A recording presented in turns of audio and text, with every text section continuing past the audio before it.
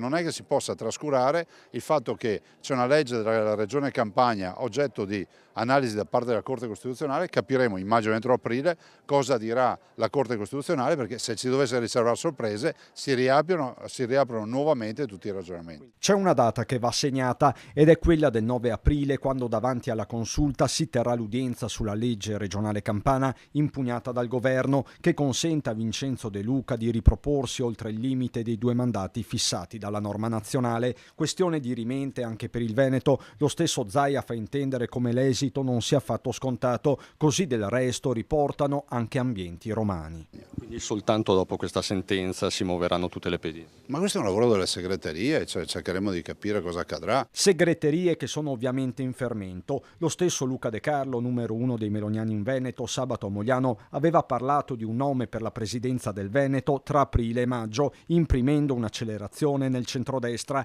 cosa che fa sul versante opposto Andrea Martella. Spero che possa venire anche prima di quella data. Stiamo lavorando con tutta una coalizione che vede il Partito Democratico, poi tutte le forze politiche di centrosinistra, anche con delle forze civiche. Dibattito locale che risente del clima geopolitico dopo lo scontro Trump-Zelensky, con Zaia che torna sulla questione in diretta con le nostre emittenti. Noi non siamo assolutamente guerrafondai, almeno io non lo sono, e penso che tutto questo lavoro si debba fare non tenendo fuori gli Stati Uniti da tutta questa vicenda, ma tenendoli a bordo, ovviamente, visto e considerato che il percorso si è iniziato con loro. Con tutta questa carne al fuoco a livello internazionale e nazionale, c'è il rischio che rallenti l'iter dell'autonomia in Parlamento? E c'è il pericolo che comunque ci siano delle emergenze, delle priorità come quella della guerra, che non è un'emergenza da poco, che magari distolgano qualche attenzione dal progetto, ma il progetto sta andando avanti parallelamente